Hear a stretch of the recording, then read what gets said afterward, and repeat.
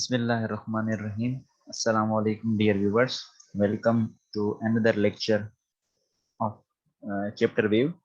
ये third lecture आज हम डिस्कस करने वाले हैं और आज हमारा जो टॉपिक है वो है स्टेशनरी वेव। इसके बाद हमारा फाइनल टॉपिक होगा अबाउट डॉपलर इफेक्ट। चलें बात करते हैं हम स्टेशनरी वेव्स की कि हमारे पास स्टेशनरी वेव्स क्या होती है। सबसे पहले हमारे पास जो स्टेशनरी वेव हैं वो दर हकीकत रिजल्ट होता है। ठीक है, किस चीज का रिजल्ट होता है? Result of superposition of waves. ये हम पहले भी पढ़ चुके हैं। Result of superposition of wave यानी कि जब वेव की सुपरपोजिशन होती है, जब वेव्स आपस में मिलती हैं तो उसके दो फेनामिना जो है मैंने आपको प्रीवियस लेक्चर में समझाए थे। एक होता है बीट्स और एक होता है हमारे पास इंटरफेरेंस। उसी के साथ ही इसका एक थर्ड रिजल्ट आता है और इस तीसरे रिजल्ट को हम क्या कहते हैं? स्टेशनरी वेव्स कहते हैं। तो यहाँ पर दो वेव्स आपस में सुपर इम्पोज करेंगी। अच्छा, वो दो वेव्स क्या होनी चाहिए? तो उसकी हम जो है ना प्रॉपर्टीज की भी बात कर लेते हैं। तो सबसे पहले हमारे पास जो फर्स्ट पॉइंट होगी वो ये होगी कि भाई दो वेव्स सिमिलर वेव्स होनी चाहिए। तो यहाँ पर मैं लिख लेता हूँ two similar waves. Two similar waves, भाई यहाँ पर दो सिमिलर वेव्स होनी चाहिए। अच्छा, दो similar waves with respect to what? किसके हिसाब से सिमिलर वेव्स होना चाहिए? तो वो तीन क्वांटिटीज थी। कौन सी? एक फ्रीक्वेंसी, एक वेवलेंथ और एक एम्पलीट्यूड। इन तीनों के हिसाब से वो वेव्स क्या होनी चाहिए? सिमिलर होनी चाहिए। अच्छा, उसके बाद वो वेव्स जब ट्रेवल करें तो वो अपोजिट डायरेक्शन में ट्रेवल करें, ट्रेवलिंग इन अपोजिट डायरेक्शन। तो ये भी मोस्ट इंपॉर्टेंट पॉइंट है कि वो वेव्स जो जिस डायरेक्शन में ट्रेवल करें वो डायरेक्शन कौन सा होना चाहिए? उनका अपोजिट डायरेक्शन होना चाहिए। अब अपोजिट डायरेक्शन यहाँ पर मैं बना के दिखाता हूँ आपको, जिसकी फ्रीक्वेंसी, वेवलेंथ और एम्पलीट्यूड क्या होना चाहिए? सेम होना चाहिए। तो यहाँ पर मैं कह रहा हूँ कि मेरे पास लेट सपोज एक वेव है, ये वाली वेव। ओके, तो ये वेव ट्रेवल कर रही है इन दिस डायरेक्शन, इस डायरेक्शन में जा रही है। तो ये इसका डायरेक्शन ऑफ मोशन है। इसी तरीके के साथ आई हैव अनदर वेव, मेरे पास एक दूसरी वेव भी है, लेकिन उसका जो डायरेक्शन ऑफ मोशन है वो डायरेक्शन ऑफ मोशन कुछ इस डायरेक्शन में है। तो अगर ये दोनों वेव्स सिमिलर वेव्स हैं जिनकी फ्रीक्वेंसी, एम्पलीट्यूड, वेवलेंथ सेम है, सेम लाइन पर अपोजिट डायरेक्शन में जा रही हैं, तब हमारे पास जब ये सुपर इम्पोज करेंगी तो दे काज स्टेशनरी वेव। वहां पर क्या बनाएंगी? Stationary wave. अच्छा, स्टेशनरी वेव का एक दूसरा नाम भी है जो मैंने आपको प्रीवियस लेक्चर में समझाया था, that stationary waves are called standing waves. Stationary waves को आप स्टैंडिंग वेव्स भी कह सकते हैं। अच्छा, तो ये स्टेशनरी वेव्स थी जिसकी हमने डेफिनेशन यहाँ पर क्लियर कर ली। उसके बाद क्या हर फ्रीक्वेंसी पर स्टेशनरी वेव्स हमें मिलती है? तो याद रखिएगा, नहीं। Only particular frequencies are discussed and उन पर्टिकुलर फ्रीक्वेंसीज को हम क्या कहते हैं? हम कहते हैं डिस्क्रीट नंबर ऑफ फ्रीक्वेंसीज। तो हमारे पास कुछ डिस्क्रीट नंबर ऑफ फ्रीक्वेंसीज होती हैं जिनको हम डिस्कस करते हैं स्टेशनरी वेव्स के अंदर। और ये जो डिस्क्रीट नंबर ऑफ फ्रीक्वेंसीज मैं कह रहा हूं ना, इन डिस्क्रीट नंबर ऑफ फ्रीक्वेंसीज को हम क्या कहते हैं? हम कहते हैं harmonics. So harmonics are called the discrete or particular number of frequencies. तो ये स्टेशनरी वेव्स, उसकी कुछ प्रॉपर्टीज होती हैं और उसकी डेफिनेशन इसके अंदर आ जाती है। उसके बाद समटाइम्स ऑब्जेक्टिव आ जाता है कि स्टेशनरी वेव हमारे पास कौन सी वेव है। तो याद रखिएगा, stationary waves are non progressive waves. Stationary waves हमारे पास जो होती हैं वो नॉन प्रोग्रेसिव वेव्स हैं। इसमें क्या होता है? पार्टिकल्स जो होते हैं वो पार्टिकल्स सिर्फ उसी ही पैटर्न में मूव करते हैं, उसी वेव के अलॉन्ग ही मूव करते हैं, वहां से कहीं नहीं जाते। जैसे मैं आपको कहूं कि मेरे पास एक रस्सी है जिसको मैंने दो एंड से फिक्स कर दिया, ठीक है। अब अगर इसके सेंटर वाले पार्ट से मैं इसको प्लग करूं तो इसकी शेप कुछ नीचे की तरफ ऐसे आ जाएगी। अब जब मैं इसको छोड़ूंगा तो ये अपनी मीन पोजीशन की तरफ वापस लौटेगी और उसके बाद इसका बाद वाला पैटर्न कुछ ऐसा बन जाएगा। अब जब ये वेव बनेगी तो ये मीन पोजीशन पर क्या करती रहेगी? ऑसिलेट करती रहेगी दर हकीकत इस डायरेक्शन में। ठीक है, तो ये जो आपको पैटर्न नजर आ रहा है ना, जिसमें मैंने रस्सी को डिस्प्लेस किया और अपनी मीन पोजीशन के अलॉन्ग क्या करती रहेगी? मूव करती रहेगी, जैसे गिटार की स्ट्रिंग्स होती हैं। ठीक है, तो वो हमारे पास क्या काज करवाती हैं? स्टेशनरी वेव्स क्रिएट करवाती हैं। अच्छा, जब हम स्टेशनरी वेव्स दर हकीकत डिस्कस करते हैं तो यहाँ पर एक प्रोसेस आता है रिफ्लेक्शन ऑफ वेव का। तो वो मैं कुछ छोटी सी पॉइंट बता देता हूँ आपको कि यहाँ पर हमने वेव का रिफ्लेक्शन दर हकीकत पढ़ना होता है। यानी एक वेव जाएगी, किसी मीडियम के साथ टकराएगी, टकराने के बाद वो क्या होगी? रिफ्लेक्ट होगी। तो वो रिफ्लेक्शन के हमारे पास दो टर्म्स हैं। वो ये है कि अगर एक वेव अगर रेयर से कहाँ जा रही है, डेंसर मीडियम की तरफ, अगर वेव रेयर से डेंसर मीडियम की तरफ जा रही है और वो रिफ्लेक्ट बैक हो रही है, वापस लौट रही है, तो उसमें जो फेज शिफ्ट आता है वो कितनी डिग्री का आता है, 180 डिग्री का आता है। Phase shift would of be 180 degree. 180 degree के फेज शिफ्ट का मतलब क्या है, मतलब ये है कि अगर हमने किसी वेव को भेजा और लेट सपोज हमने इस एंड को यहाँ पर, इस वेव को हमने यहाँ पर एंड कर दिया, अब यहाँ पर इस वाली पॉइंट पर क्रिस्ट बना, तो यहाँ पर इसका ट्रफ बना, यहाँ पर इसका क्रिस्ट बना। जब ये इसके साथ टकराकर और वापस लौटेगी, तो अगर ये डेंसर मीडियम से टकराकर रिफ्लेक्ट बैक हो रही है, तो इसमें जो फेज शिफ्ट आएगा वो कितने का आएगा, 180 डिग्रीज का। अब फेज शिफ्ट 180 डिग्रीज का क्या मतलब है कि वो अपोजिट डायरेक्शन हो जाएगी। अपोजिट डायरेक्शन का क्या मतलब है कि जहां पर क्रस्ट बना था, अब वहां पर क्या बनेगा, अब वहां पर ट्रफ बनेगा वेव का, ठीक है। और जहां पर ट्रफ बन रहा था वहां पर क्या बनेगा, क्रस्ट बनेगा। फिर जहां पर क्रस्ट बना था वहां पर क्या बनेगा, ट्रफ बनेगा, इस तरीके के साथ। तो वेव्स के जो पार्टिकल हैं वो उसी पॉइंट के अंदर क्या करते रहेंगे, ऑसिलेट करते रहेंगे, मूव करते रहेंगे, वो एनर्जी को ट्रांसफर नहीं करेंगे। तो ये हमारे पास क्या कहलवाती है, स्टेशनरी वेव्स कहलवाती है। तो आई होप कि आपको समझ आ गई होगी कि स्टेशनरी वेव्स हमारे पास किन पॉइंट्स में कैसे वर्कआउट करती हैं। जब भी स्टेशनरी वेव्स बनती हैं, तो स्टेशनरी वेव्स के अंदर हमारे पास कुछ पार्ट्स होते हैं। तो उन पार्ट्स को मैं यहाँ पर डिस्कस कर लेता हूँ स्टेशनरी वेव्स के अंदर। Is it clear, definition clear हुई? ओके तो चलें अब हम उन पार्ट्स को डिस्कस कर लेते हैं, स्टेशनरी वेव्स के पार्ट्स को। तो यहाँ से मैं इरेज करके पार्ट्स को डिस्कस कर लेते हैं कि स्टेशनरी वेव्स के हमारे पास पार्ट्स कितने बनते हैं। तो दो पार्ट्स होते हैं स्टेशनरी वेव्स के। यहाँ पर मैं लिख रहा हूँ parts of stationery waves. Stationary wave के दो हिस्से होते हैं, दो पार्ट्स होते हैं। एक को हम क्या कहते हैं, एक को हम कहते हैं नोड पॉइंट। अच्छा, नोड पॉइंट वो पॉइंट होती है जहां पर पार्टिकल्स का जो डिस्प्लेसमेंट होता है वो क्या होता है, जीरो होता है। पार्टिकल का डिस्प्लेसमेंट क्या होता है, जीरो। तो यहाँ पर मैं लिख रहा हूँ डिस्प्लेसमेंट बिकम जीरो, ठीक है। और हम ज्यादातर जो फिक्स्ड पॉइंट्स होती है ना किसी वेव के अंदर, स्टेशनरी वेव के अंदर जो फिक्स्ड पॉइंट्स होती हैं उनको दर हकीकत हम नोड कहते हैं। अब फिक्स्ड पॉइंट कैसे, वो आगे चल के मैं आपको एक्सप्लेन कर रहा हूँ, लेकिन यहाँ पर मैं ये चीज लाजमी नोट करूंगा कि कहीं पर भी आपको फिक्स पॉइंट्स नजर आए ना, तो आप फिक्स पॉइंट्स को क्या अंडरस्टैंड करेंगे, आप कहेंगे कि वहां पर हमारे पास नोड बना है। अच्छा, यहाँ से एमसीक्यूज आ जाता है कि भाई नोड वाली पॉइंट पर डिस्प्लेसमेंट तो जीरो है, लेकिन स्ट्रेस और स्ट्रेन क्या होगी आपके पास अगर इन पॉइंट्स की बात की जाए। तो याद रखिएगा हमारे पास जो नोड्स पॉइंट होती है, नोड वाली पॉइंट, वहां पर जो स्ट्रेस होता है, वहां पर जो स्ट्रेस होता है, यानी स्ट्रेस का मतलब है चेंज ऑफ प्रेशर, जो आप प्रेशर को चेंज करते हैं। स्ट्रेस वाली पॉइंट जहां पर प्रेशर होता है डेल्टा पी जब इसे कहें या स्ट्रेस कह लें आप इसको, वो क्या होता है, वो होता है मैक्सिमम। तो याद रखिएगा स्ट्रेस मैक्सिमम होगा एट नोड पॉइंट्स। इसी तरीके के साथ जो स्ट्रेन होगा वो भी क्या होगा, वो भी मैक्सिमम होगा। क्यों? क्योंकि stress is directly proportional to strain. तो काइंडली रिमेंबर दिस वन कि जो नोड वाली पॉइंट होती है वहां पर स्ट्रेस भी मैक्सिमम होता है तो स्ट्रेन भी मैक्सिमम होता है। डिस्प्लेसमेंट क्या होता है, जीरो। और नोड पॉइंट्स को हम क्या कहते हैं, फिक्स्ड पॉइंट्स, ठीक है। उसके बाद हम डिस्कस कर लेते हैं इसके दूसरे पार्ट को। और इसका दूसरा पार्ट हमारे पास क्या होता है, इसका दूसरा पार्ट हमारे पास कहलवाता है anti nodes. So the second part is named as anti nodes. इसका जो सेकंड पार्ट होता है हम उसे क्या कहेंगे, एंटी नोड कहेंगे। इसकी पॉइंट मैं नीचे लिख लेता हूँ। अब जो एंटी नोड है वहां पर जो डिस्प्लेसमेंट की वैल्यू होती है, वहां पर क्या होती है, डिस्प्लेसमेंट की वैल्यू होती है मैक्सिमम। वहां पर डिस्प्लेसमेंट जीरो, तो यहाँ पर डिस्प्लेसमेंट क्या होगा, ज्यादा से ज्यादा होता है। तो यहाँ पर मैं लिख लेता हूँ कि भाई हमारे पास ये डिस्प्लेसमेंट इसका मैक्सिमम बन जाएगा, डिस्प्लेसमेंट बिकम मैक्सिमम।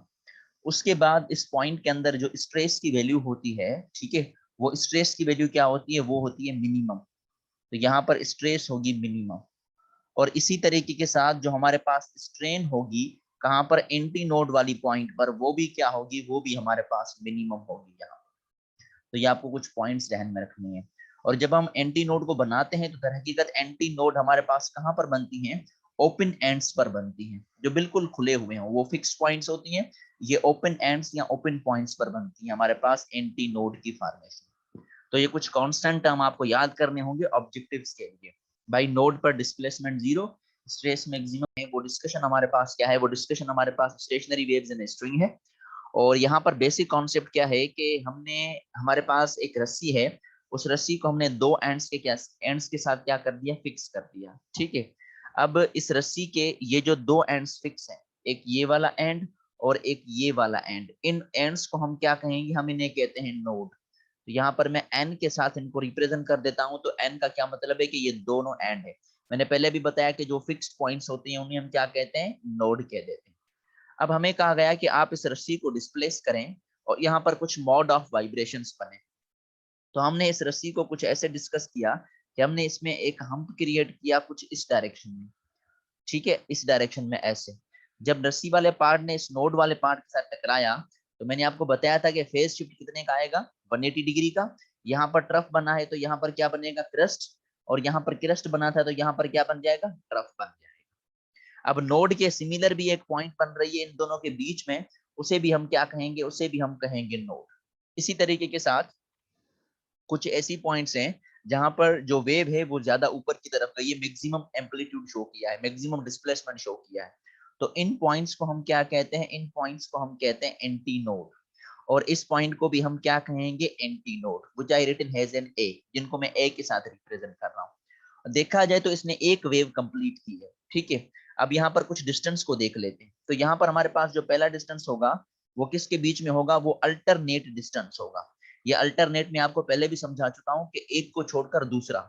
तो distance between alternate nodes and anti nodes. भाई अल्टरनेट नोड्स और एंटी नोड्स के बीच में, अल्टरनेट नोड्स और अल्टरनेट एंटी नोड्स। अल्टरनेट का समझ मतलब समझ रहे हैं, यानी एक को छोड़कर दूसरा, ठीक है।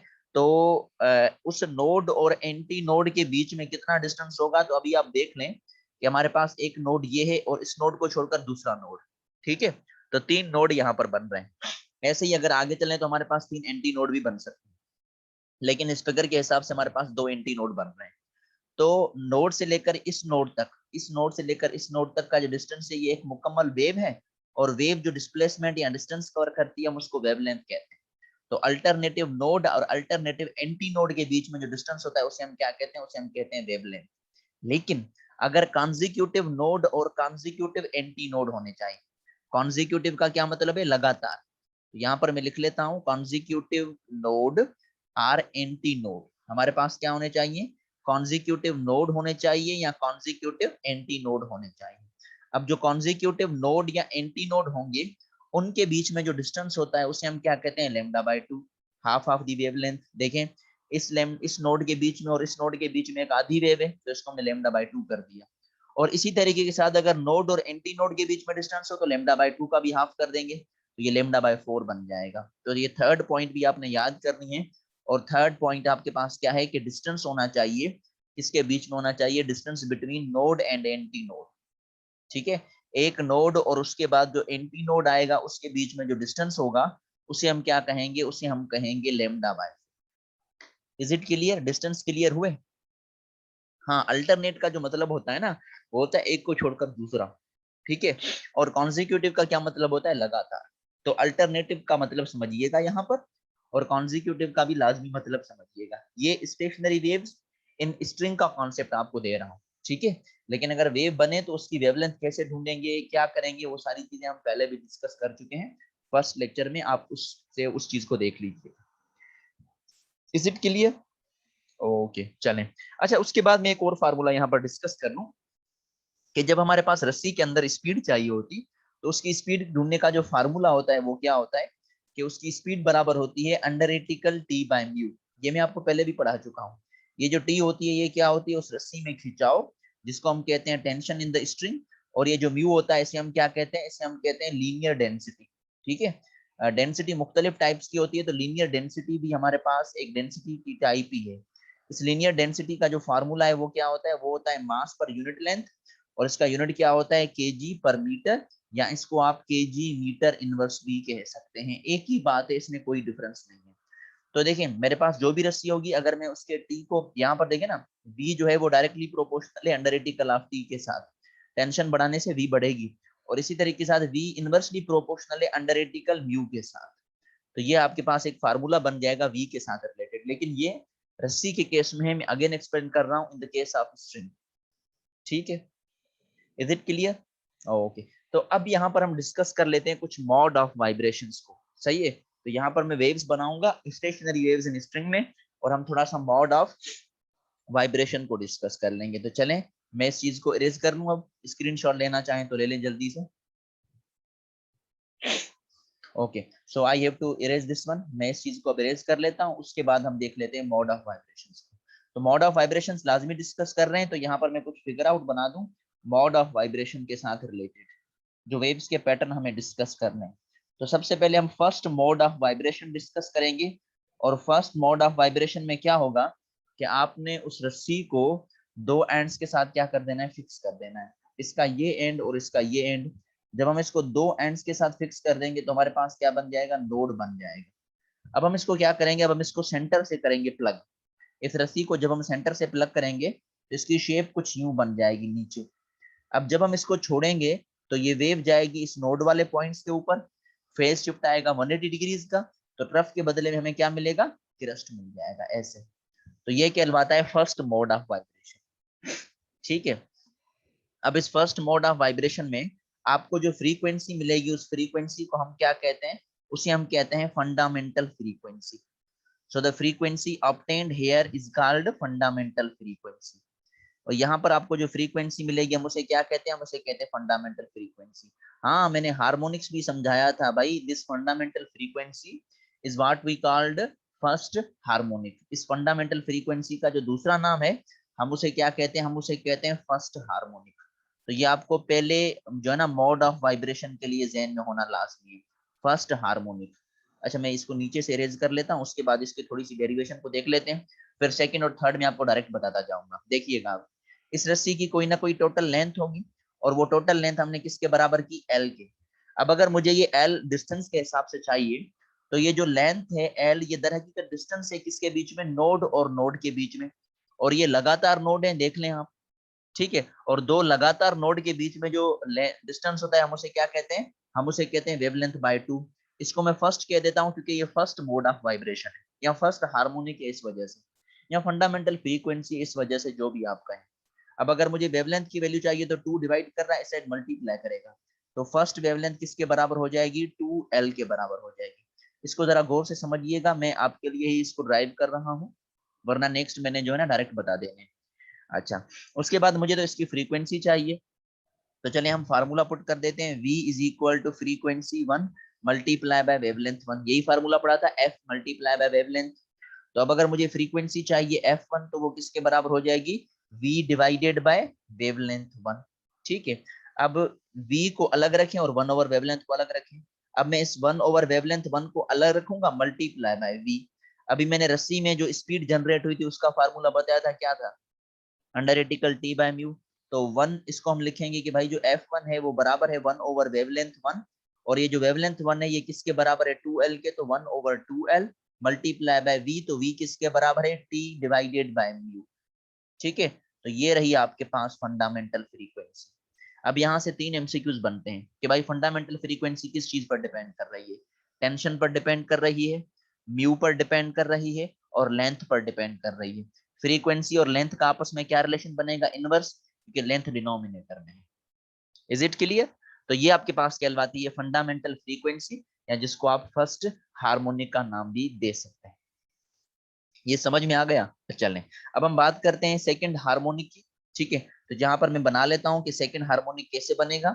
सेकंड हार्मोनिक के लिए नंबर ऑफ लूप्स देखेंगे कि नंबर ऑफ लूप्स कैसे बनेंगे। ठीक है, इसको मैं एक लूप का नाम भी दे सकता हूँ, फर्स्ट लूप। तो यहाँ पर सेकंड हार्मोनिक के लिए मैंने सेंटर के सेंटर से भी लेना है, मतलब यहाँ पर अगर इसका सेंटर होता है तो मैं यहाँ से इसको डिस्प्लेस करूंगा, तो इसकी जो शेप बनेगी वो कुछ इस पैटर्न के साथ बनेगी। टकराने के बाद ये फिर वापस लौटेगी ऐसे। ठीक है, ये यहाँ पर नोड बन जाएगा, यहाँ पर नोड बन जाएगा, बीच में भी नोड बन जाएगा, यहाँ पर एंटी नोड बन गया, यहाँ पर एंटी नोड बन गया। टोटल जो लेंथ है वो किसके बराबर है, एल के। तो अब एल किसके बराबर होगी, इस नोड से लेकर इस नोड तक का डिस्टेंस।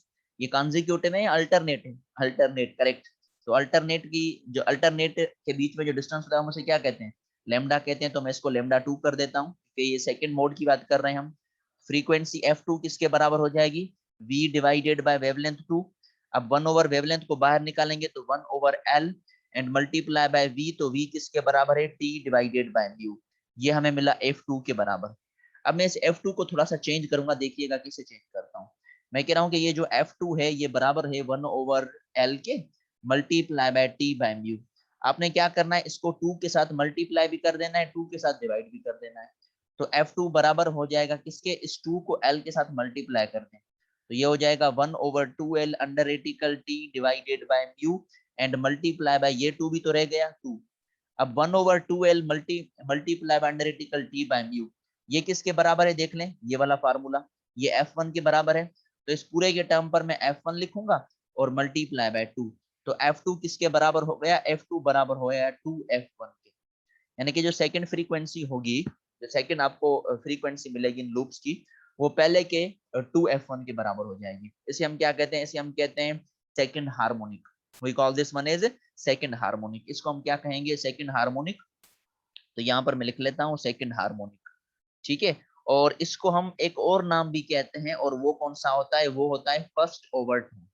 अब ओवरटोन जो होगा ना वो हार्मोनिक से एक नंबर कम होता है। ओवरटोन्स क्या होते हैं, ओवरटोन्स होते हैं मल्टीपल्स ऑफ F1। F1 के जो मल्टीपल्स हो ना उन्हें हम ओवरटोन्स कहते हैं। तो यहाँ पर मल्टीपल 2 मिल रहा है तो इसको हम फर्स्ट ओवरटोन कहेंगे, यानी सेकंड हार्मोनिक फर्स्ट ओवरटोन, तो थर्ड हार्मोनिक सेकंड ओवरटोन, इसी तरीके के साथ। ये समझ में आ गया, बड़ा इजी है, सिर्फ समझना है। और आखिर में मैं आपको इसके जनरल एक्सप्रेशंस बता दूंगा। चलें इसका स्क्रीनशॉट ले लें, मैं अभी आपके साथ एक स्क्रीन शेयर करूंगा, उस पर इसके डायग्राम्स बने पड़े तो मैं उनको एक्सप्लेन कर दूंगा। देखें ये ऊपर वाला जो है, ठीक है, तो यहाँ पर इस चीज को लाजमी नोट डाउन करते जाएंगे। ये जो ऊपर वाली फिगर आपको नजर आ रही है, ठीक है, इसे हम क्या कहेंगे, इसे हम कहेंगे फर्स्ट हार्मोनिक। इसे हम क्या कहेंगे, फर्स्ट हार्मोनिक, या हम इसको जीरो ओवरटोन भी कहते हैं। क्या कहते हैं हम इसको, जीरो ओवरटोन। इसकी जो फ्रीक्वेंसी है वो F1 के बराबर है। अच्छा दूसरी फिगर देख लें, दूसरी फिगर को हम क्या कहेंगे, सेकंड हार्मोनिक, ठीक है। अब सेकंड हार्मोनिक के अंदर, सेकंड हार्मोनिक के अंदर आपको जो F2 मिलेगा वो किसके बराबर हुआ, अभी हमने 2F1 के बराबर कर दिया। और इसको हमने क्या कहा, इसको हमने कहा कि ये फर्स्ट ओवरटोन है, क्योंकि ये पहला मल्टीपल हमें मिल रहा है F1 का। अच्छा अगर थर्ड फिगर को देखेंगे तो थर्ड फिगर में आपको क्या मिलेगा, थर्ड हार्मोनिक मिलेगा, ठीक है। और ओवरटोन कितना मिलेगा, सेकंड ओवरटोन, क्योंकि एक नंबर कम है ना तो ये सेकंड ओवरटोन आपको मिल जाएगा, ठीक है। Third harmonic second overtone. इसी तरीके के साथ इसकी जो F3 होगी वो किसके बराबर होगी, वो बराबर होगी 3F1 के बराबर। और अगर हमारे पास n नंबर ऑफ लूप्स हो तो उनको भी हम डिस्कस कर लेते हैं कि हमारे पास ये कहां से फॉर्मेशन बन सकती है, ठीक है। अब यहाँ से एक और एक मजीद इंपॉर्टेंट पॉइंट देख लेते हैं। देखिए आप सुने, पहले वाले में ये नोड था, ये नोड था, और बीच में क्या बना, बीच में एंटी नोड बना। दूसरे वाले में ये नोड बना, बीच में नोड बना, यहाँ पर भी नोड बना, यहाँ पर एंटी नोड बना, यहाँ पर एंटी नोड बना, ये एंटी नोड। सुनिए अभी पहले में कितने नोड हैं, 2, और एंटी नोड कितना है, 1। दूसरे में नोड कितने हैं, 3, और एंटी नोड कितने हैं, 2। थर्ड वन में नोड देख ले, नोड नोड नोड नोड, कितने नोड बने, 4। एंटी नोड कितने बनेंगे, 1 2 3। तो 3 एंटी नोड बन रहे हैं। मतलब क्या हुआ कि नोड एक नंबर ज्यादा बन रहा है एंटी नोड से, नोड एक नंबर ज्यादा बनेगा एंटी नोड में इस केस के अंदर, ठीक है। अब उसके बाद अगर हम इसके जनरल एक्सप्रेशन बनाएं फॉर nth हार्मोनिक, अगर मुझे nth हार्मोनिक या nth फ्रीक्वेंसी का कॉन्सेप्ट चाहिए तो जो Fn होगा वो किसके बराबर हो जाएगा, NF1 के बराबर हो जाएगा, ठीक है। अब यहाँ से एक एमसीक्यूज क्लियर होता है, सुनिएगा। अगर F1 को कांस्टेंट रखा जाए तो Fn is directly proportional to number of loops. n का क्या मतलब है, नंबर ऑफ लूप्स, ठीक है। अगर एक बन रहा है तो एक, अगर दो बन रहा है तो दो, अगर तीन बन रहे हैं तो तीन, अगर चार बन रहे हैं तो चार, ठीक है। और अब जितने नंबर ऑफ लूप ज्यादा होंगे तो फ्रीक्वेंसी क्या होगी, ज्यादा होगी, ठीक है। अब मेरा एमसीक्यू सुने, F1 ज्यादा होगा, F2 ज्यादा होगा, F3 ज्यादा होगा। Obviously F3। क्यों F3 ज्यादा होगा, करेक्ट, क्योंकि नंबर ऑफ लूप्स उसमें ज्यादा है। समझ में आ गया। अच्छा इसी तरीके के साथ अगर आपको वेवलेंथ चाहिए फॉर n, तो nth वेवलेंथ बराबर होगी किसके, 2l divided by n। n again किसको शो करेगा, नंबर ऑफ लूप्स को। अच्छा यहाँ पर अगर n की वैल्यू 1 पुट कर देंगे तो लेमडा 2l के बराबर, जो मैंने पहले समझाया। अगर n की जगह पर 2 पुट कर दें तो l के बराबर, n की जगह पर 3 पुट कर दें तो 2l डिवाइडेड बाय 3। तो ऐसे n के फार्मूले निकलते जाएंगे। तो आपने क्या करना है, ये nth एक्सप्रेशन के फार्मूला याद कर देना, और nth फ्रीक्वेंसी भी हम ढूंढ सकते हैं। ओवरऑल जो हमारे पास करेक्ट फार्मूला है वो n/2l, और इसको मल्टीप्लाई कर देंगे t डिवाइडेड बाय म्यू के साथ। ये म्यू है, याद रखिएगा, लीनियर डेंसिटी, और ये n अगेन वही नंबर ऑफ लूप्स को शो कर रहा है। इज इट क्लियर, ठीक है। अब यहाँ पर देखें n की वैल्यूज क्या है, 1 2 3 4 5। इसका क्या मतलब हुआ कि इसमें सारे हार्मोनिक्स मौजूद हैं, चाहे इवन नंबर हो चाहे ऑड नंबर हो। तो सारे हार्मोनिक्स हमें क्या मिलेंगे यहाँ पर, प्रेजेंट मिलेंगे। तो ये रहा बेसिक कॉन्सेप्ट इसका, स्टेशनरी वेव्स इन स्ट्रेच्ड स्ट्रिंग। किसी रस्सी के अंदर जो स्टेशनरी वेव्स बनेगी उसका जो बेसिक कॉन्सेप्ट है हमारे पास वही। और कोई क्वेश्चन है अगर आपका तो आप पूछ सकते हैं। मैं आपको 10 सेकंड देता हूँ, आप इसका स्क्रीनशॉट ले लें, क्वेश्चन पूछ लें, कोई डाउट है तो मैं इसको रिपीट कर लूँ। कौन सा, ये वाला? नहीं, ये एंटी नोड है, क्योंकि यहाँ पर वेव ज्यादा ऊपर गई ना तो ज्यादा डिस्प्लेसमेंट कवर किया है उसने। जी यो, हाँ ये जो है ये म्यू है, वो जो मैंने फार्मूले में बताया था, लीनियर मास डेंसिटी। इसके ये ऑब्जेक्टिव ध्यान में रखते जाइएगा, और ऑब्जेक्टिव ऐसे ही दे सकता है इन पॉइंट्स के हिसाब से। ये हाँ हाँ, ये सवाल बड़ा अच्छा है कि स्टेशनरी वेव की यहाँ पर कौन सी नेचर है। ये आप मुझे बताएं कि रस्सी के अंदर कौन सी वेव्स होती हैं, ट्रांसवर्स या लॉन्गिट्यूडिनल? ट्रांसवर्स होती हैं, करेक्ट वन। तो ये कौन सी नेचर है स्टेशनरी वेव की, ट्रांसवर्स नेचर है, यहाँ पर मैं लिख लेता हूँ ट्रांसवर्स नेचर। हम यहाँ पर ट्रांसवर्स स्टेशनरी वेव्स पढ़ रहे हैं, अभी उसके लॉन्गिट्यूडिनल रह रहे हैं। हाँ ये जो है ना अंडर एटिकल टी बाय म्यू, ये तो स्पीड का फार्मूला है हमारे पास, लेकिन ये सिर्फ रस्सी के केस में है, ये याद रखिएगा, किसी दूसरे केस में नहीं है। अभी जो हम केस डिस्कस करेंगे उसके अंदर ये चीज नहीं आने वाली। तो इसको इरेज करते हैं और आगे की तरफ हम चलते हैं। हमारे पास stationary waves in air column, के एयर कॉलम में हमारे पास स्टेशनरी वेव्स कैसे जनरेट होंगी। तो चलें व्हाइट बोर्ड की स्क्रीन की तरफ चलते हैं और उसके बाद हम इसको एक्सप्लेन करके चलते हैं, ठीक है। तो ये हम यहाँ पर डिस्कशन अब जो स्टार्ट करेंगे वो डिस्कशन होगी stationery waves in air column. यहाँ पर मैं लिख लेता हूँ stationery waves in air column.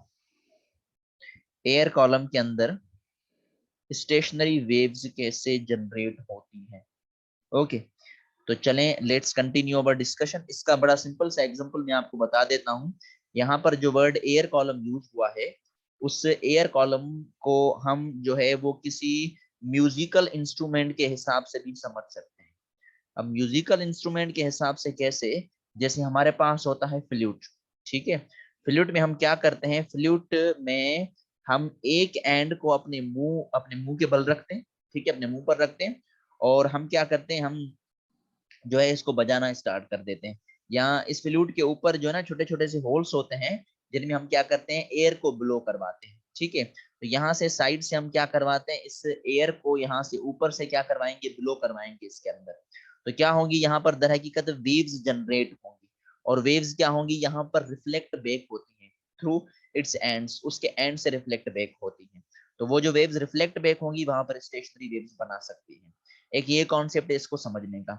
इसका दूसरा कॉन्सेप्ट हमें बताया गया कि आप ट्यूनिंग फॉर्क को यहाँ पर भी रखें, ट्यूनिंग फॉर्क को यहाँ पर भी रखें। आप यहाँ से वेव को जनरेट करवाएं, यहाँ से वेव को जनरेट करवाएं, अपोजिट डायरेक्शन में सेम फ्रीक्वेंसीज के साथ अगर ट्रेवल करेंगी तो पर्टिकुलर फ्रीक्वेंसी पर हमें क्या दिखाएंगी, स्टेशनरी वेव्स का कॉन्सेप्ट देंगे। तो आप इसको ऐसे भी जो है वो अंडरस्टैंड कर सकते हैं। तो म्यूजिकल इंस्ट्रूमेंट का कॉन्सेप्ट ले लें, फ्लूट जैसे समझाया मैंने। यहाँ उसके बाद हमारे पास जो है वो क्लैरिनेट होता है या ऑर्गन पाइप्स होते हैं, ठीक है। ये पुराने जमाने ऑर्गन पाइप्स बनाए जाते थे, तो ऑर्गन पाइप्स की बुनियाद पर भी हम इन चीजों को डिस्कस कर सकते हैं, ठीक है। अब हम बात करेंगे इस एयर कॉलम या जो ऑर्गन पाइप का कॉन्सेप्ट है, तो उनको हम डिस्कस करेंगे कि अगर हमारे पास ये ऑर्गन पाइप मुख्तलिफ स्ट्रक्चर्स के हो जाएं तो उसका जो पहला स्ट्रक्चर अभी हम डिस्कस करने वाले हैं, उसका पहला स्ट्रक्चर ये है कि if both ends are open, यानी कि आपके पास कोई ऐसा ऑर्गन पाइप है जिसकी जो दोनों एंड्स हैं, दोनों ends, if both ends are open, अगर दोनों एंड्स ओपन होंगी तब क्या कॉन्सेप्ट बनेगा, if both ends are open. अगर हमारे पास उसके दोनों एंड्स क्या होने चाहिए, ओपन होने चाहिए। अब दोनों एंड्स ओपन का हमें कॉन्सेप्ट दिया गया कि आपके पास एक ऐसी कुछ स्ट्रक्चर है, ठीक है, जिसकी दोनों एंड्स खुली हुई है। तो आपने इसके अंदर क्या वेव्स जो ना साउंड को बिलो करवाया। अब साउंड बिलो कर रहा है, इसका मतलब है इसकी कौन सी नेचर अब हम पढ़ रहे हैं, ट्रांसवर्स या लॉन्गिट्यूडिनल, लॉन्गिट्यूडिनल, करेक्ट। तो हम यहाँ पर इसकी लॉन्गिट्यूडिनल नेचर को डिस्कस कर रहे हैं, ठीक है। तो ऑर्गन पाइप के अंदर हमने एयर को ब्लो करवाया, तो एयर किसी पार्ट से आके ऐसे ट्रेवल करके ऐसे गई, और उसके बाद सेम ही रिफ्लेक्शन की वजह से हमें कुछ इसकी ऐसी नेचर नजर आ गई। तो ये हमारे पास इसका फर्स्ट मोड ऑफ वाइब्रेशन समझ लें, तब भी आपकी मर्जी, आप कोई भी कॉन्सेप्ट समझ सकते हैं। देखिए यहाँ पर सेंटर पर एक पॉइंट क्रिएट हुई है जहां पर दोनों वेव्स ने इंटरसेक्ट किया है, तो इस पॉइंट को हमने क्या कहा था, जो फिक्स पॉइंट्स थी, नोड, करेक्ट वन। और ओपन एंड्स या फ्री एंड्स को हमने क्या कहा था, एंटी नोड कहा था। तो इसके अंदर हमारे पास दो एंटी नोड और एक नोड बन रहा है, ठीक है। इसकी जो टोटल लेंथ है हम उसको क्या कह रहे हैं, हम उसको एल के बराबर कर रहे हैं। अब ये जो एल है ये डिस्टेंस कंसेक्यूटिव है या जो डिस्टेंस है वो अल्टरनेटिव है नोड के, एंटी नोड के बीच में, कॉन्जिक्यूटिव है। और कॉन्जिक्यूटिव में हम क्या लगाते हैं, वेवलेंथ 1 डिवाइडेड बाय 2। तो यहाँ से जो फर्स्ट वेवलेंथ आएगी उसको हम किसके बराबर कर देंगे, 2l के बराबर कर देंगे। So this one is the first. तो हमें इसकी पहली इक्वेशन ये मिली। उसके बाद अगर हमें इसकी फ्रीक्वेंसी चाहिए तो f1 किसके बराबर होगा, f1 बराबर होगा v डिवाइडेड बाय वेवलेंथ 1। अब v तो स्पीड ऑफ साउंड है और एयर में कितनी होती है, 332 मीटर पर सेकेंड, ठीक है। लेकिन वेवलेंथ चेंज हो गई है तो यहाँ पर 2l पुट कर देंगे, तो इसका आंसर आएगा 1/2l and multiply by v। उसको हमने v के साथ क्या कर देना है, मल्टीप्लाई करना है। तो फर्स्ट फ्रीक्वेंसी आपको मिल जाएगी 1/2l मल्टीप्लाई बाय v। ये समझ में आ गया, ओके। अच्छा उसके बाद फिर हम इसकी जो ना सेकंड मोड ऑफ वाइब्रेशन के बारे में बात कर लेते हैं। अच्छा इसको फंडामेंटल फ्रीक्वेंसी कहा जाएगा, सेम ही कॉन्सेप्ट है। और यहाँ पर हमारे पास जो है वो फर्स्ट हार्मोनिक इसको कहा जाएगा, जीरो ओवरटोन कहा जाएगा, एक ही बात है सारी चीजों में। उसके बाद हम इसकी सेकंड फ्रीक्वेंसी को डिस्कस कर लेते हैं, ठीक है। सेम आर्गन पाइप है, इसकी सेकंड फ्रीक्वेंसी कैसे डिस्कस करेंगे अब देखिएगा। हमारे पास एक वेव कुछ इस पैटर्न में बनी, फिर हमने इसको यहाँ पर आके कंबाइन कर दिया, ठीक है। फिर इसी तरीके के साथ हमने इसके कुछ स्ट्रक्चर्स ऐसे बना दिए। फिर हमने सेकंड मोड ऑफ वाइब्रेशन के लिए यहाँ से इसे यहाँ तक आके कंप्लीट कर दिया। उसके बाद यहाँ पर तो फ्री एंड है, तो यहाँ पर तो एंटी नोड ही बना। तो ये भी एंटी नोड बना, ये भी एंटी नोड बना, बीच में ये वाला पार्ट भी एंटी नोड बना, यहाँ पर ये वाला पार्ट नोड बना, और ये भी क्या बना, नोड बना हमारे पास। अब यहाँ पर टोटल लेंथ किसके बराबर है, एल के बराबर। अब जो एल है वो कॉन्जिक्यूटिव में आ रहा है कि अल्टरनेट में आ रहा है, अल्टरनेट में आ रहा है। एक एंटी नोड को छोड़कर दूसरा एंटी नोड आ रहा है, तो वो हमारे पास वेवलेंथ कहलाएगी। तो यहाँ पर एल की वेवलेंथ 2 के बराबर वैल्यू है। तो अगर अब मुझे यहाँ पर जो है वो फ्रीक्वेंसी चाहिए f2, तो वो किसके बराबर आ जाएगी, वो बराबर आ जाएगी वेवलेंथ डिवाइडेड बाय लेमडा 2। तो लेमडा 2 हमने किसके बराबर किया, हमने बराबर किया एल के बराबर किया, तो v divided by L. Same method है, मैंने 2 के साथ मल्टीप्लाई भी कर देना है, 2 के साथ डिवाइड भी कर देना है। तो f2 किसके बराबर आ जाएगा, v डिवाइडेड बाय 2l, ठीक है। और मल्टीप्लाई बाय ये जो न्यूमरेटर वाला 2 है। अब v डिवाइडेड बाय 2l किसके बराबर है, f1 के। तो इसको मैं मल्टीप्लाई कर दूंगा 2f1 के साथ। तो इसका आंसर क्या आएगा हमारे पास, 2f1। इसी तरीके के साथ जो f3 होगा वो किसके बराबर होगा, 3f1। यानी इसका केस और रस्सी वाले का केस सेम ही है स्ट्रक्चर में अगर फॉर्मेशन में देखें तो, ठीक है। अच्छा इसके थर्ड मोड ऑफ वाइब्रेशन को भी देख लेते हैं एक मर्तबा। सिर्फ उसकी उन वैल्यूज को क्या करना है, बढ़ाते जाना है। कैसे बढ़ाते जाना है, अब मैं आपको मोर सिंप्लीफाई करके देता हूँ। देखें यहाँ पर पहले मोड में कितने एंटी नोड बने, 2। तो अब कितने बनने चाहिए, 3। समझ आ रहा है, यहाँ नोड कितना बना था, 1। तो अब कितने बनने चाहिए, 2। तो ऐसे ऐसे बढ़ाते जाए। अब यहाँ पर एंटी नोड कितने बने थे सेकंड में, 3। तो थर्ड मोड ऑफ वाइब्रेशन में कितने बनेंगे, 4 बनेंगे। कितने नोड बने थे यहाँ पर, 2। तो अब यहाँ पर कितने बनेंगे, 3 बनेंगे। तो चले यहाँ पर स्ट्रक्चर बनाते हैं। ये यहाँ पर आके मैंने इसको फर्स्ट नोड में बना दिया। फिर इसी तरीके के साथ मैंने इसका यहाँ पर सेकंड एंटी नोड बना दिया। फिर मैंने यहाँ पर आके इसका थर्ड एंटी नोड बना दिया। फिर मैंने यहाँ पर आके इसका फोर्थ एंटी नोड बना दिया। ये एंटी नोड, ये एंटी नोड, ये एंटी नोड, ये एंटी नोड, ये नोड, ये नोड और ये नोड। समझ आ गया, यानी उस टर्म को आप बढ़ाते जाएं बस। तो यहाँ पर इसकी जो टोटल लेंथ होगी वो किसके बराबर हो जाएगी, वो एल के बराबर हो जाएगी। और वहां पे इसी तरीके के साथ हम इन वैल्यूज को पुट करेंगे, तो हमें जो f3 की वैल्यू है वो किसके बराबर आ जाएगी, वो बराबर आ जाएगी 3f1 के। देखिए 1f1 भी प्रेजेंट है, 2f1 भी प्रेजेंट है, 3f1 भी प्रेजेंट है, 4f1 भी प्रेजेंट है। तो ओपन पाइप के अंदर आपके लिए सारे हार्मोनिक्स मौजूद हैं, ठीक है। तो अगर मुझे fn चाहिए तो किसके बराबर है, फार्मूला बताया मैंने, nf1। और अगर मुझे वेवलेंथ n चाहिए तो वो किसके बराबर है, वो बराबर है 2l डिवाइडेड बाय n, क्योंकि यहाँ पर स्पीड की हम जस्ट वैल्यूज पुट कर देंगे इन केसेस के अंदर, ठीक है। तो याद रखिएगा यहाँ पर सारे हार्मोनिक्स आपको मौजूद मिलेंगे। यहाँ पर जिसकी n की वैल्यू ज्यादा होगी वो फ्रीक्वेंसी ज्यादा दिखाएगा, और अगर फ्रीक्वेंसी ज्यादा होगी तो उसकी वेवलेंथ आपको क्या मिलेगी, कम मिलेगी। तो इसी तरीके के साथ आपको ये मतलब वी चेंज है, बाकी सेम ही प्रोसेस है उस रस्सी वाले केस के अंदर वाला है। इसमें इवन और जो है ना आड सारे हार्मोनिक्स इसमें मौजूद है। हाँ हाँ, ये सवाल है, अगर यहाँ पर टेम्परेचर चेंज हो जाए, है ना, तो मैंने आपको समझाया था कि भाई speed of sound is affected by the temperature. तो अगर हम यहाँ पर इस आर्गन पाइप की बात कर रहे हैं, इस आर्गन पाइप की, अगर मैं टेम्परेचर को चेंज करूंगा तो स्पीड चेंज मिलेगी मुझे, और उसका रिलेशन हमने पढ़ा था कि v is directly proportional to under equal T, तो स्पीड उसकी बढ़ जाएगी। हाँ, फ्रीक्वेंसी भी आपको डिफर मिलेगी, जाहिर सी बात है कि स्पीड चेंज होगी तो फ्रीक्वेंसी चेंज होगी। ओके, हाँ समझ आ गया। हाँ सेम ही है, जो प्रीवियस वाला था सेम ही कॉन्सेप्ट है। अब हम बात करते हैं थर्ड वन की, मतलब इसके ही सेकंड वन की, और वो हमारे पास जो है वो कहलवाएगा क्लोज आर्गन पाइप। ठीक है, क्लोज आर्गन पाइप कहने का मतलब ये होता है कि उसके एक एंड को ओपन करेंगे, एक एंड को क्लोज करेंगे। भाई दोनों एंड क्लोज नहीं हो सकते, क्यों? क्योंकि अगर दोनों एंड्स क्लोज होंगे तो वेव्स कहाँ से एंटर होगी? तो एक एंड को ओपन कर सकते हैं, या तो आप दोनों एंड को क्या कर दें, ओपन कर दें। तो चले मैं अब इसको इरेज करूंगा, ठीक है।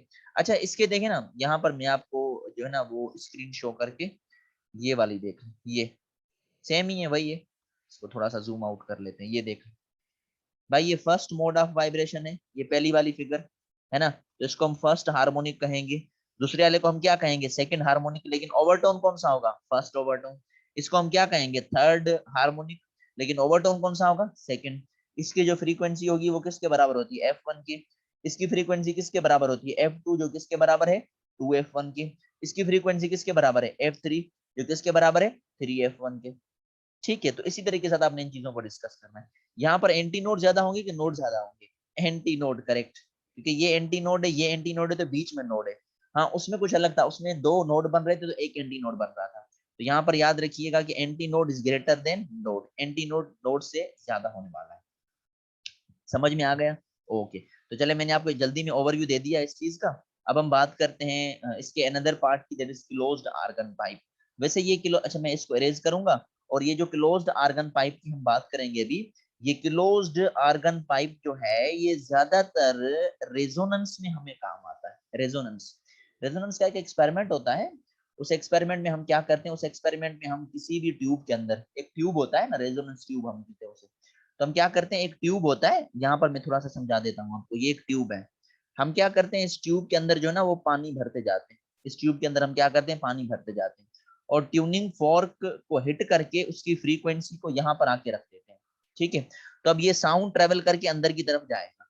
अब जब ये साउंड ट्रेवल अंदर की तरफ जाएगा तो ये जो पानी वाला रीजन है हम इसको क्लोज समझते हैं, ऊपर वाला ओपन है तो वो अंदर की तरफ आएगा।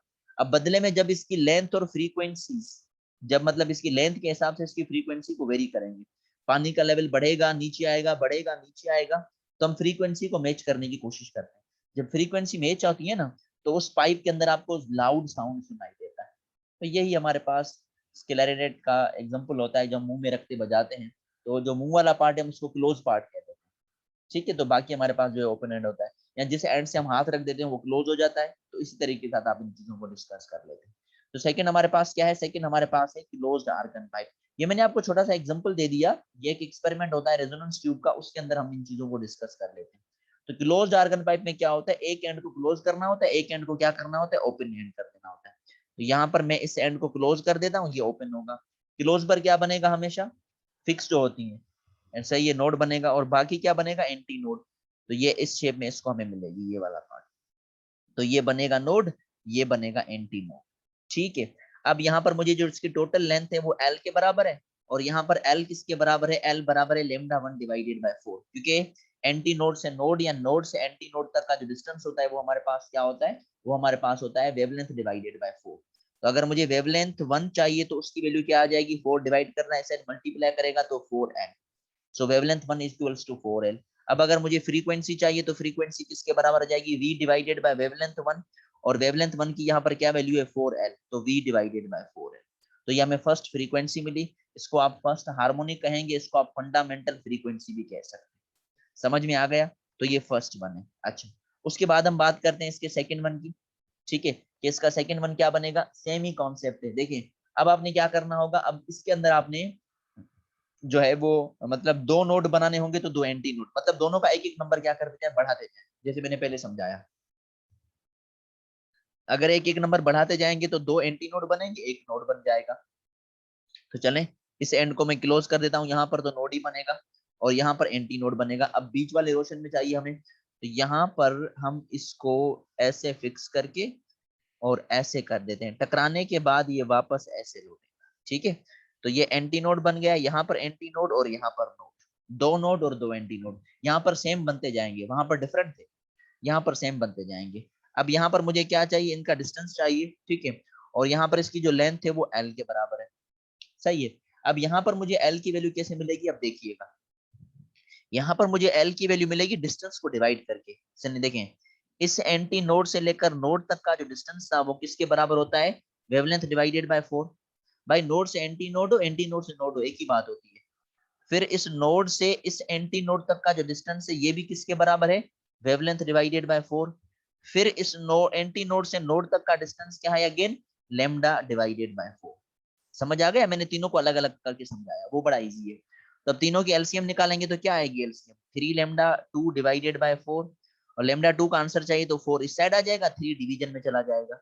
तो लेमडा 2 किसके बराबर हुआ, लेमडा 2 बराबर हुआ 4l डिवाइडेड बाय 3, ये रहा लेमडा 2। ठीक है, अब फ्रीक्वेंसी f2 चाहिए तो वो किसके बराबर आ जाएगी, वो बराबर आ जाएगी v डिवाइडेड बाय लेमडा 2। सही है, v को एज इट इज रखें और लेमडा 2 की जगह पर हम क्या रखेंगे, 4l डिवाइडेड बाय 3। ये 3 डिवाइड कर रहा है, ऊपर जाके क्या करेगा, मल्टीप्लाई। तो f2 किसके बराबर हुआ, 3 multiply by v divided by 4l। अब ये v डिवाइडेड बाय 4l किसके बराबर है, देख लें, v divided by 4l f1 के। तो f2 किसके बराबर आ जाएगा, 3f1 के। समझ आ रहा है, यहाँ पर 3f1 आएगा आपके पास, यानी कि यहाँ पर ऑड मल्टीपल्स आएंगे, यहाँ पर क्या आएंगे, ऑड मल्टीपल्स आएंगे। तो f2 किसके बराबर हुआ, 3f1 के बराबर। देख हाँ, डिस्टेंस बता देता हूँ, इस नोड से इस एंटी नोड से नोड तक क्या है, वेवलेंथ बाय 4। फिर इस नोड से इस एंटी नोड तक वेवलेंथ बाय 4। फिर इस एंटी नोड से नोड तक लेमडा बाय 4। हाँ, ऐसे डिवाइड करते जाएं तो बड़ा इजी है। तो ये रहे, देखें ये सेकंड पार्ट है, f2 is equal to 3f1। इसी तरीके के साथ अगर मुझे इसका थर्ड कॉन्सेप्ट चाहिए तो देखिए मैं इसको क्लियर ऑल ड्राइंग्स करता हूँ, बल्कि मैं इसको थोड़ा सा दूसरी स्क्रीन पर समझा देता हूँ। यहाँ पर आई थिंक मेरे पास बने पड़े होंगे, ये रहा, ये थर्ड वन देख लें अभी, ये रहा थर्ड वन। ठीक है, अब थर्ड वन में यहाँ पर क्या बनेगा, एंटी नोड, और यहाँ पर क्या बनेगा, नोड। ये क्या है, एंटी नोड, ये क्या है, एंटी नोड। यहाँ पर क्या बनेगा, नोड, यहाँ पर क्या बनेगा, नोड। 3 नोड बने तो 3 एंटी नोड बने। ठीक है, अब इसकी जो टोटल लेंथ है वो एल के बराबर है, तो एल को कैसे काउंट करेंगे, देखें इस एंटी नोड से लेकर वो इस एंटी नोड तक जो अल्टरनेटिव होते हैं उनके बीच में जो लेंथ होती है हम उसको क्या कहते हैं, वेवलेंथ।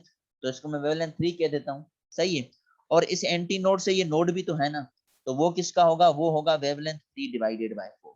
यहाँ पर अलग अलग करके कर दें ऐड, तब भी एक ही बात है, वो अलग अलग समझा देता हूँ। चलें अलग अलग समझा देता हूँ, वो बड़ा सिंपल हो जाएगा। देखिए आप इस एंटी नोड से इस नोड की तरफ आए तो वेवलेंथ 3/4। ठीक है, इस नोड से लेकर इस एंटी नोड तक तब क्या आएगा, वेवलेंथ 3/4। इस एंटी नोड से फिर इस नोड तक फिर कितना आएगा, वेवलेंथ 3/4, 3 मरतबा आ चुका है। फिर यहाँ से यहाँ तक 4 मरतबा, तो ये वेवलेंथ 3/4। फिर यहाँ से यहाँ तक नोड तक फिर कितना आएगा, वेवलेंथ 3/4। तो इसका ओवरऑल आंसर क्या आया, इसका ओवरऑल आंसर आया 5 वेवलेंथ 3 डिवाइड बाय 4, क्योंकि वो 5 मरतबा आया है। और अगर वेवलेंथ 3 चाहिए तो वो किसके बराबर होगी, ये इस साइड चला जाएगा, ये इस साइड, तो 4l डिवाइडेड बाय 5। ठीक है, साइड से थर्ड फ्रीक्वेंसी बना देता हूँ। थर्ड फ्रीक्वेंसी बनेगी v divided by third wavelength. तो v divided by third wavelength किसके बराबर है, 4l डिवाइडेड बाय 5। तो 5 ऊपर जाएगा तो इसका आंसर क्या आ जाएगा, 5 multiply by v divided by 4l। तो f3 किसके बराबर हुआ, 5, और v डिवाइडेड बाय 4l किसके बराबर है, f1 के बराबर है। यानी कि यहाँ पर आपको ऑड मल्टीपल्स मिलते जाएंगे, कहने का मतलब ये, वहां पर इवन और ऑड दोनों मिल रहे थे जब दोनों एंड्स ओपन हो, लेकिन यहाँ पर आपको क्या मल्टीपल्स मिलेंगे, ऑड मल्टीपल्स मिलेंगे। ओपन जो है ना, आपको क्या कहते हैं, इवन मल्टीपल्स यहाँ पर नहीं मिलेंगे। हाँ, तो ये समझ में आ गया आपको, इसी तरीके के साथ, तो इसी तरीके के साथ आपको यही वैल्यूज मिलने वाली है। सही है, तो यहाँ पर इस केस में जो मतलब पॉसिबल फ्रीक्वेंसीज हैं, अगर इस केस में देखा जाए तो पॉसिबल फ्रीक्वेंसीज कौन सी हैं, ये बात समझने के लिए है। पॉसिबल फ्रीक्वेंसीज कौन सी हैं, यहाँ पर वो पॉसिबल फ्रीक्वेंसीज हैं जो ऑड मल्टीपल्स हैं f1 के। जो क्या होने चाहिए, ऑड मल्टीपल्स ऑफ F1। यहाँ पर मैं लिख लेता हूँ भाई, ये जो क्लोज आर्गन पाइप का केस है ना, क्लोज आर्गन पाइप का, यहाँ पर अगर हम क्लोज आर्गन पाइप में देखें तो क्लोज आर्गन पाइप के अंदर आपकी जो मतलब पॉसिबल फ्रीक्वेंसीज बनेगी, पॉसिबल फ्रीक्वेंसीज, वो पॉसिबल या जो मैंने पर्टिकुलर फ्रीक्वेंसी आपको बताई थी ना कि भाई कुछ पर्टिकुलर फ्रीक्वेंसीज पर ये चीज वैलिड है, और वो पॉसिबल या पर्टिकुलर फ्रीक्वेंसीज कौन सी होंगी, वो होंगी आपके पास जो है वो 3F1, ठीक है, वो होंगी 5F1, वो कितनी होंगी 7F1, फिर कितनी होंगी 9F1, करेक्ट। तो आपको ऑड मल्टीपल्स मिलेंगे, यहाँ पर इवन का कोई कॉन्सेप्ट ही नहीं है। तो ये होता है हमारे पास एक बड़ा सिंपल सा कॉन्सेप्ट और बड़ा बेसिक सी रिलेशन हमारे पास इन चीजों में डिस्कस कर लेते हैं। अच्छा, उसके बाद जो हमारे पास ये जो ऑड मल्टीपल्स मिल रहे हैं फंडामेंटल फ्रीक्वेंसी के, इनको आप हार्मोनिक्स भी कह सकते हैं, जो मैंने आपको पहले बताया। तो ये बड़े सिंपल से कॉन्सेप्ट जो हम इन चीजों को, नहीं यहाँ पर ओवरटोन्स नहीं है। ओवरटोन्स क्यों नहीं है, क्योंकि ओवरटोन्स एक नंबर कम होता है, जैसे 7F है तो इसका ओवरटोन क्या बनेगा 6F1, और 6F1 इसमें पॉसिबल ही नहीं है। तो आपको ये क्या मिलेंगे, ये हार्मोनिक्स मिलेंगे। समझ में आ गया? तो ये पॉसिबल फ्रीक्वेंसीज ये हैं। हाँ, उन दोनों में सारी फ्रीक्वेंसीज पॉसिबल है, लेकिन इस केस के अंदर पॉसिबल फ्रीक्वेंसीज ये हैं जो क्या होती हैं, दर हकीकत इनके ऑड मल्टीपल्स होती हैं। इन्हें हम क्या कहते हैं, ऑर्गन पाइप्स कहते हैं। ये समझ में आ गया? एक मर्तबा मैं आपको उसका रिवाइज करवा देता हूँ। ये मेरे पास कुछ फिगर्स बनी पड़ी हैं, लेकिन ये रस्सी का कैसे, ठीक है, आप जो है ना कोऑपरेट करते जाएं, मुझे बताते जाएं, तो मैं समझूं आपको समझ आ जाएगा। इसे हम क्या कहेंगे, फर्स्ट मोड ऑफ वाइब्रेशन, इसकी फ्रीक्वेंसी क्या है F1, नाम क्या है F1 के, हार जो है ना फंडामेंटल, दूसरा क्या फर्स्ट हार्मोनिक, और ओवरटोन क्या 0, सही है। ये आपके पास क्या है F2, इसका आंसर क्या आएगा 2F1 के बराबर। इसे हम क्या कहेंगे, सेकंड हार्मोनिक, और क्या कहेंगे फर्स्ट ओवरटोन। इसी तरीके के साथ अगर हमारे पास ये है तो ये F3 है, ये किसके बराबर है, ये 3F1 के बराबर है। इसे हम क्या कहेंगे, थर्ड हार्मोनिक, और ओवरटोन क्या कहेंगे, second overtone, correct one. General expression याद है, Fn is equal to NF1, ठीक है। और वेवलेंथ जो n है वो हमारे पास, अगर इस केस में एक्सप्लेन करें, वेवलेंथ n रस्सी वाले केस में, तो जो nth वेवलेंथ है हमने उसको किसके बराबर किया था, हमने उसको बराबर किया था 2L डिवाइडेड बाय n के। तो 2L डिवाइडेड बाय n ऐसे याद करेंगे आप इसको। आपने सिर्फ इसके nth एक्सप्रेशंस को ध्यान में रखना है।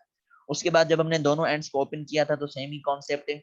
पहले वाले की जो फ्रीक्वेंसी मिलेगी वो क्या मिलेगी, F1 fundamental, first harmonic 0 overtone. इसको हम क्या कहेंगे F2, जो किसके बराबर है 2F1 के। इसको हम क्या कहेंगे F3, जो किसके बराबर है 3F1 के बराबर है। वही सेम फार्मूला है, सेम ही कॉन्सेप्ट है, लेकिन यहाँ पर V का फार्मूला वो रस्सी वाला नहीं है। यहाँ पर V हम सिंपली लिखेंगे 332 मीटर पर सेकेंड। तो सेम ही कॉन्सेप्ट है। लेकिन जो थर्ड वन है, जो थर्ड वन अभी हमने पढ़ा कि अगर हमारे पास क्लोज्ड आर्गन पाइप हो, एक एंड ओपन हो एक एंड क्लोज हो, तो उस केस में हमारे पास जो Fn हमें मिलेगा, अगर हम Fn वाली फ्रीक्वेंसीज की बात करें तो वो हमें किसके बराबर मिलेगी, वो हमें मिलेगी 2n-1 and multiply by F1। F1 को हम मल्टीप्लाई कर देंगे, 2n-1 का एक्सप्रेशन बनेगा। अब 2n-1 का कैसे बनेगा, जैसे n की वैल्यूज पुट करते जाएं, n की वैल्यूज 1 2 3 ये एक्सप्लेन करते जाते हैं। देखें अभी n की वैल्यू अगर 1 पुट करेंगे तो यहाँ पर F1 आ जाएगा, 2 मल्टीप्लाई बाय n बिकम्स 1 2-1, तो ये F1 करेक्ट है। फंडामेंटल पहले F1 ही मिलेगी, फिर n की जगह पर 2 पुट करें तो F2, ठीक है, यहाँ पर F2। लेकिन यहाँ पर क्या आएगा, 2 मल्टीप्लाई बाय 2 बिकम्स 4, 4-1 करेंगे तो 3, तो F2 is equal to 3F1। समझ आ गया? फिर अगर n की जगह पर 3 पुट करेंगे तो ये हो जाएगा F3, और F3 मैंने क्या बताया था 5F1। देखें आ रहा है नहीं आ रहा, 3 को 2 के साथ मल्टीप्लाई कर दें 6-1 कर दें तो 5F1। ऐसे आप इसको सॉल्व करते जाएंगे, और अगर हमारे पास F4 होगा तो क्या आंसर आएगा 7F1। तो यहाँ पर 8 हार्मोनिक्स प्रेजेंट है। एक एमसीक्यूज आ जाता है कि भाई क्लोज्ड आर्गन पाइप में या ओपन आर्गन पाइप में कौन सा साउंड स्वीटर होता है। तो स्वीटर जो साउंड होता है ना, स्वीटर, वो आपके पास होता है ओपन आर्गन पाइप का। क्यों? क्योंकि उसमें सारे हार्मोनिक्स प्रेजेंट है, इसमें सिर्फ 8 हार्मोनिक्स प्रेजेंट होते हैं। समझ में आ गया? ओके, चलें अब आपसे नेक्स्ट लेक्चर में मुलाकात होगी। डॉपलर इफेक्ट में कनेक्टेड रहिएगा। तब तक के लिए अल्लाह।